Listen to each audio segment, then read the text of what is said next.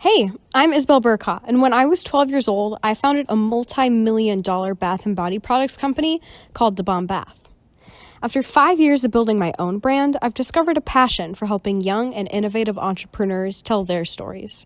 Hopefully, you'll be inspired by the guests here on Build-A-Biz and maybe even motivated to start a business of your own. Let's get into it. This is Build-A-Biz with Isabel Bercaw.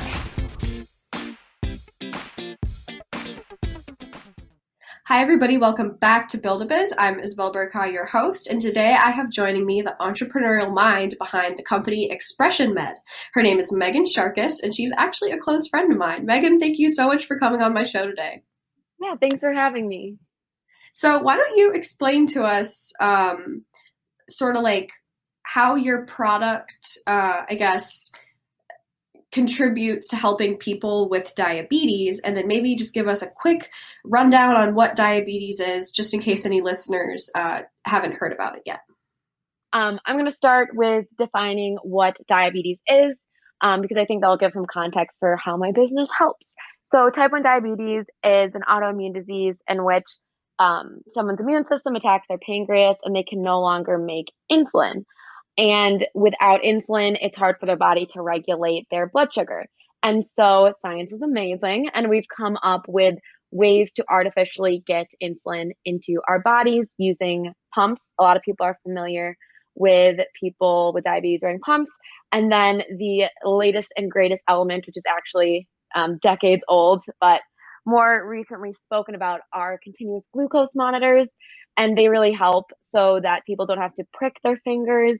They can just wear something all the time and get a glucose reading. And so it's twofold, something that reads their blood sugar and something that gives them insulin when they find out how much they need. And what's important about ExpressionMed, the first part is functionally, we make really, really great tapes for glucose monitors since they have to be worn for several weeks. Our tapes aren't woven, so they can't fray, and they're not plastic. So they don't fall off when you sweat, and they don't make your skin all clammy. So they actually stand perfectly well for 2 to 4 weeks, which is awesome. And then we have super fun designs. And the value behind that is that these devices are now worn on arms more often than stomachs. So they're super visible, and we find that allowing people to customize them makes the devices represent the person more than the disease, and it makes it more fun to talk about instead of looking medical and medical in nature, or like they can't change how it looks. So, yep. Okay, well, thanks for that overview. That's definitely helpful to our listeners. So that's good. And then, so basically, the product that you make is the tape that then helps the glucose monitor stay onto the person's body. Yes, that is good foundational information. We make decorative tapes for glucose monitors as well as insulin pumps, and we print them and cut them and package them in the US and in our Minnesota headquarters, and then we ship them off all around the country and to over 72 other countries. So, yeah. Mm-hmm. That's so cool. So, you don't actually have diabetes. So what inspired you to want to create this product for people who do have type 1 diabetes? Yes. I had a friend growing up named Jessica, and I was very familiar with her diabetes devices, and I originally built it as a small gift to her. It wasn't supposed to be a big company. She would wear her pump to pools, and the pump you have to move every 3 days because a tube that's big enough to carry insulin will definitely leave scars if you don't move it. And so she'd get all these overlapping tan lines that just weren't super fun. They just were what they were, and it was just another part of her life. But I thought it'd be cool if she could have a heart-shaped tan line, because her and I would put heart stickers on our stomachs anyways for fun to see how tan we got that summer. And it was right next to her diabetes device. So I was like, hey, let's make these hearts.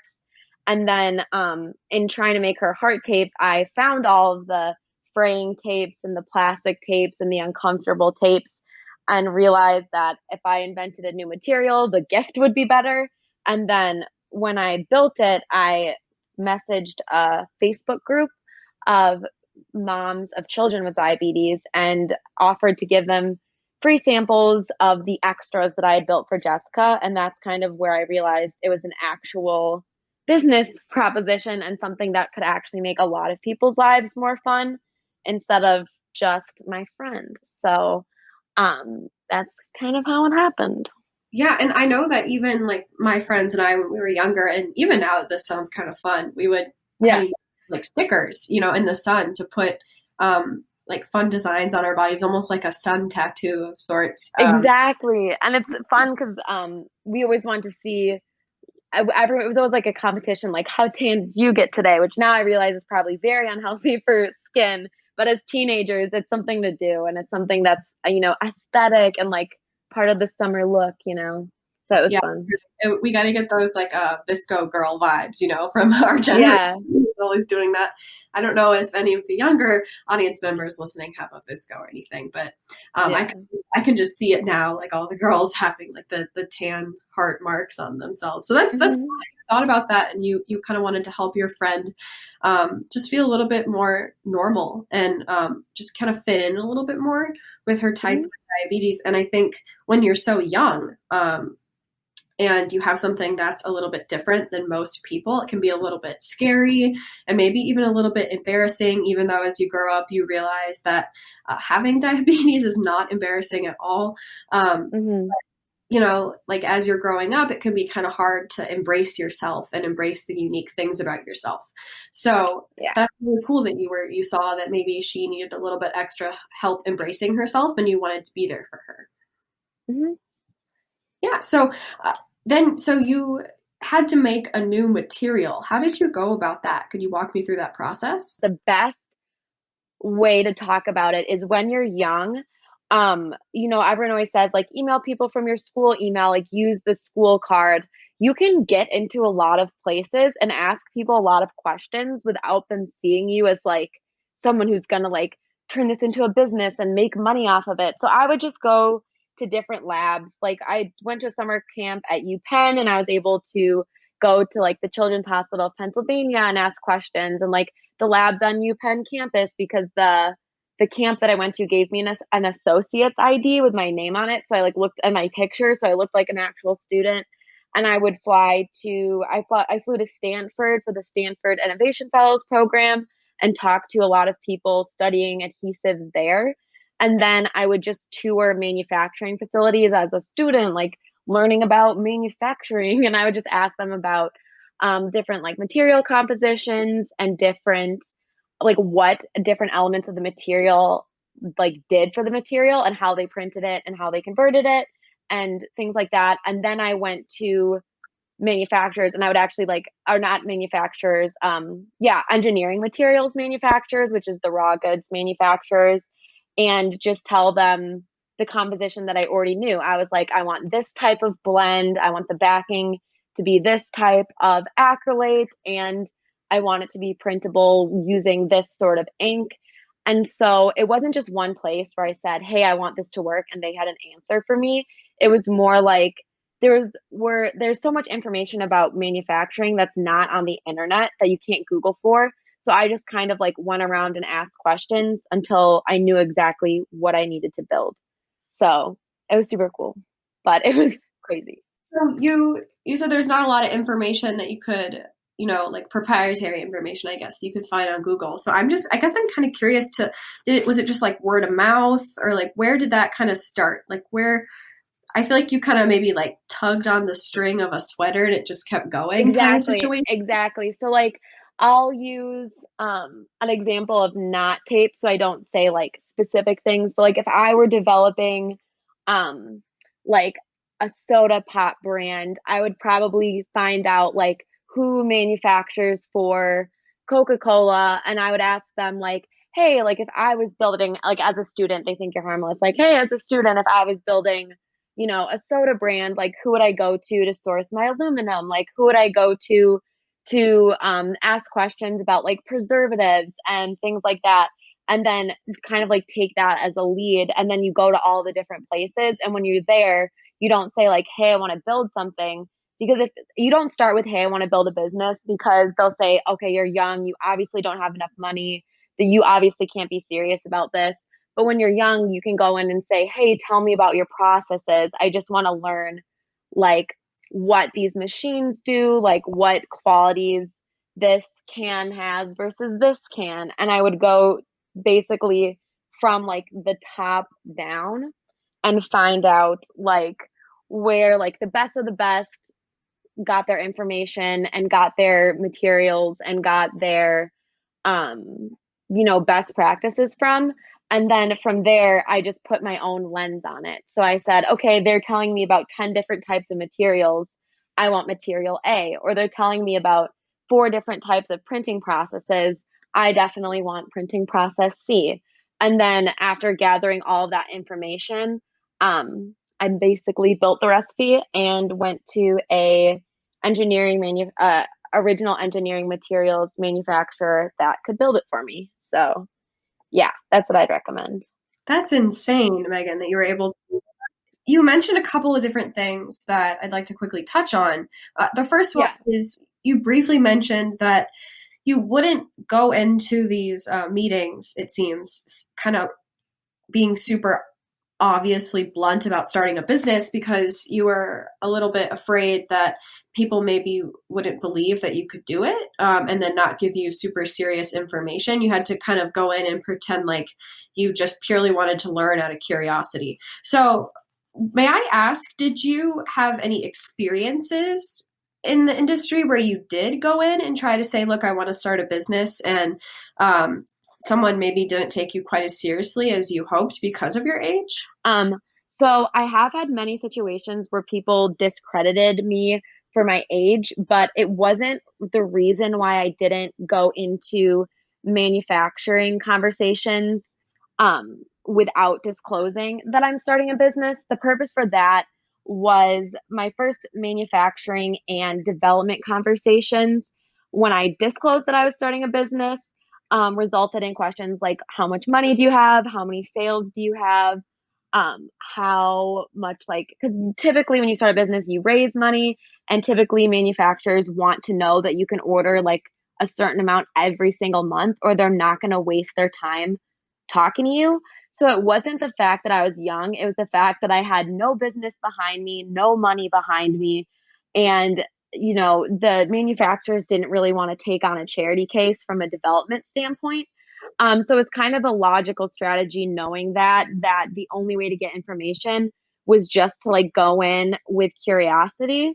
And I mean, that actually served me really, really well because instead of like making up a composition and being like, I want to buy this, by asking questions, I determined the best way to build a tape. So for 5 years, there was almost no tapes that competed with us. Everyone else was doing woven. Everyone else was doing plastic. No one really wanted to dive in and figure out the best composition. So having no money and having no foundation forced me to find like the most creative solution and the most perfect solution.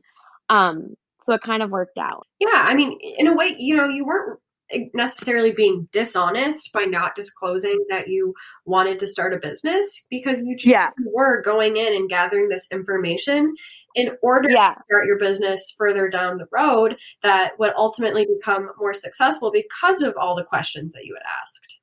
Yeah, exactly. And it wasn't like dishonest. It honestly changed what I was doing. So at first my goal was to start a business now. I need these prices now. Let's get money now, to an entire year of learning. So I honestly completely flipped my purpose to make my purpose to know every single thing I could about adhesives and manufacturing. And that took an entire year. So I started working on the company in summer of 2015. I incorporated in summer of 2016. And the first product that I held in my hand was in fall of 2016. So it was a year and a half, basically, of just questioning, building, and testing, which was super fun. Absolutely. All right, so we're going to take a quick music break, but we'll be back in a few.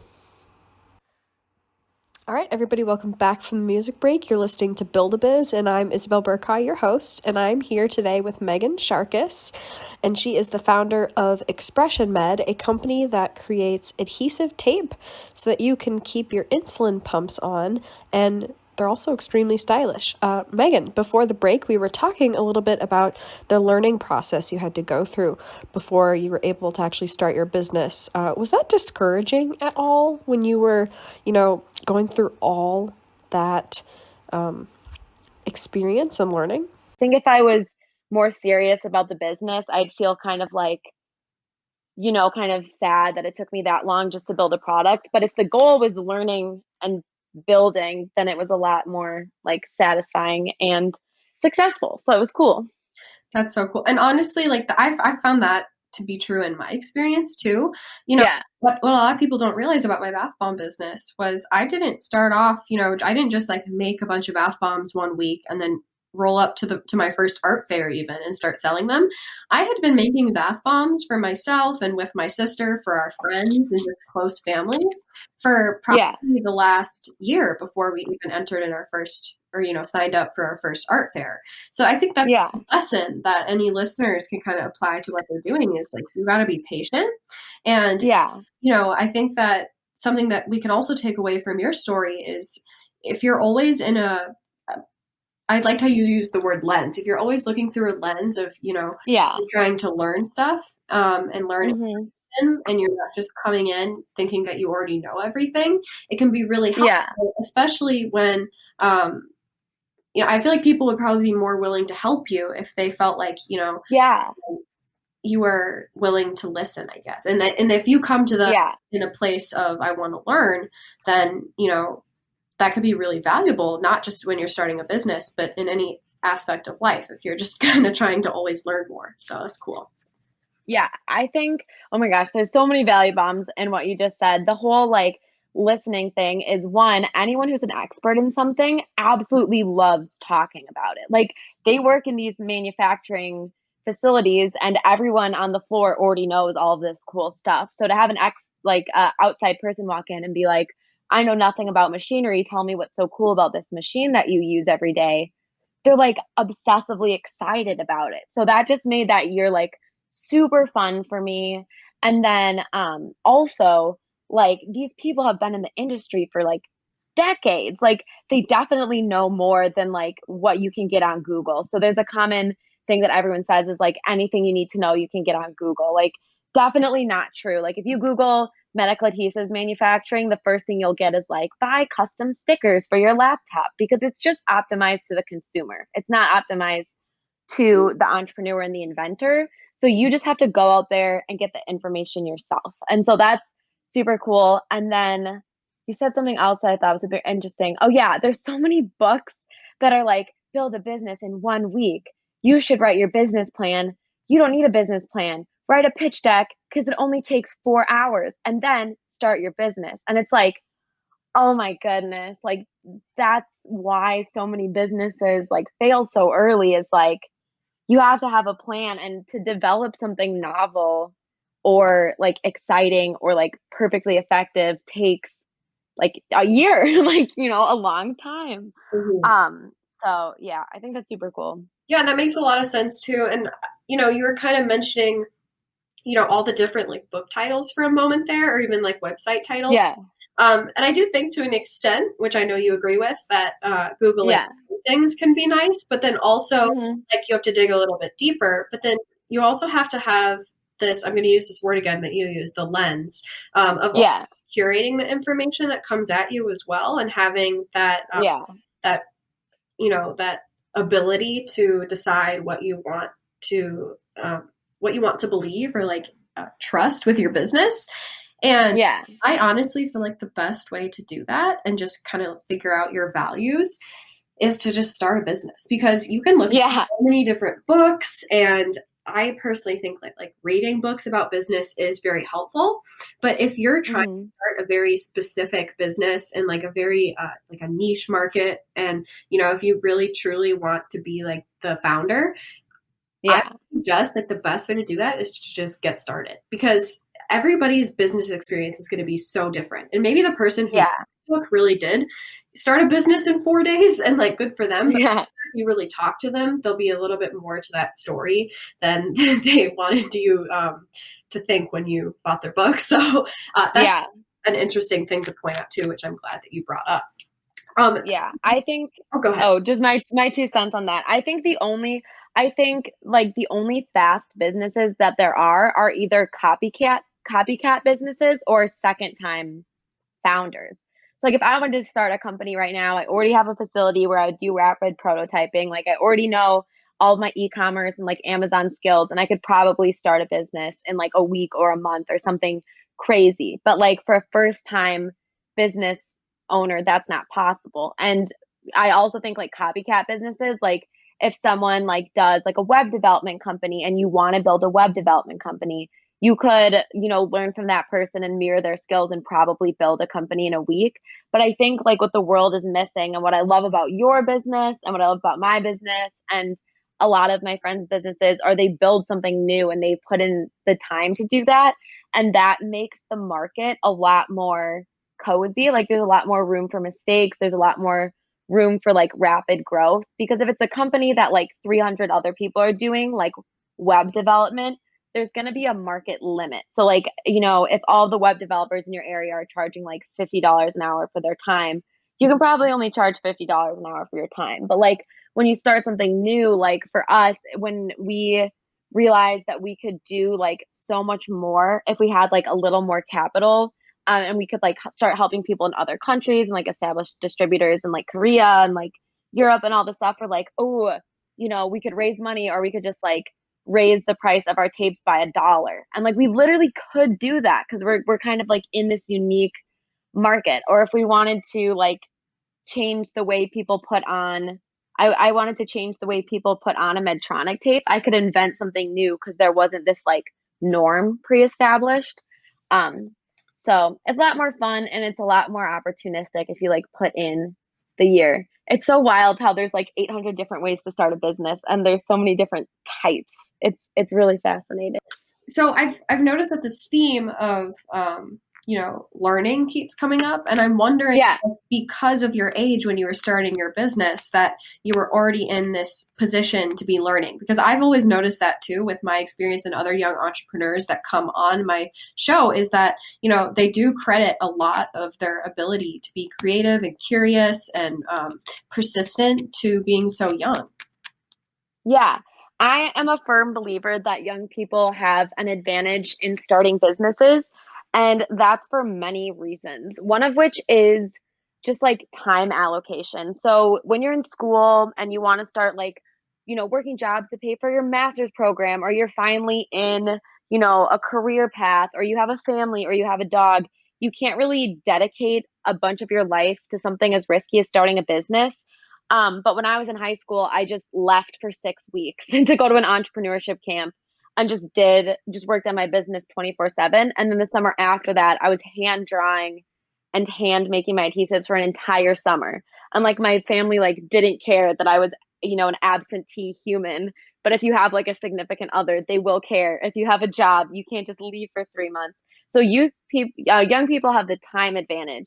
They also have the value, an advantage that has to do with their values. So one time I was on a plane to Israel. So I had a long conversation with this man and he was about to retire in his 40s. And I was like, wow, you have money, you have time, you should start a business. And he's like, whoa, okay, I already did the whole career thing. Now I'm going to do the life thing. Like, why would I risk all of my retirement money starting a business when I could like go to Cabo and like visit my family and like learn French and just all of this life stuff. So a lot of people think that they're going to like have a very successful career and then they're going to start a business with the riches that they accumulated. And like that's something that someone in their 20s thinks or someone in their teens thinks. And then you get to be that 40-year-old person and you're like, absolutely not. Like you just have completely different values. And so that's why I think young people are more likely to start a business and stick with it. There's just so much less risk because if something goes awry, they can just start another business or they can go back to school. People take years off of school for sports and for travel. Like taking a year off of school to see if you can start a successful business is like the ultimate, test if you can like do all this learning yourself and build all this things yourself. And it's just something that you don't have when you're older. So yeah, so many things, so many things. Oh, and I should mention that I wrote a book on this that I was going to launch last summer, but I am currently changing the form of it a bit. And so that will be on all of my socials in a few months. And Meghan, where can we follow you on your socials so that we can keep track of where or like when your book is going to launch? yes. Okay. So my TikTok is entrepreneur_Meghan. And my name is Meghan, one of the many, many ways to spell Meghan. And then my Instagram is Meghan Sharkus, just my first name and then my last name. And then probably the coolest place to reach out to me if you want like business advice or like pitch competition advice or anything like that is just hello@megansharkus.com. I set up that email because a lot of my engagements on social media were very dry. Like, how did you start a business? Oh, look at this YouTube. Oh, and my YouTube is, I think, just Meghan Sharkus as well.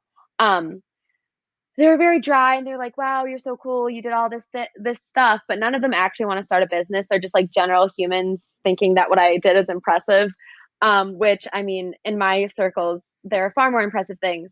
But for people who really, really want to start a business and like want to set up a phone call or want advice, I always respond to those emails and usually end up setting up calls because less people than you think are like actually super extra dedicated to starting companies. So if you're one of those people, email me and we can chat. I love that. So, yeah. You're willing to put that resource out there for our show's listeners. And Meghan, I really appreciate you coming on this show. And I know that you said that you have a lot of people in your inner circle who do cool things as well, but you're one of the people in my inner circle that do really cool things. So I admire you and I'm so happy to have you on Build-A-Biz. So thank you so much. Thanks for having me, Isabel. This was lots of fun.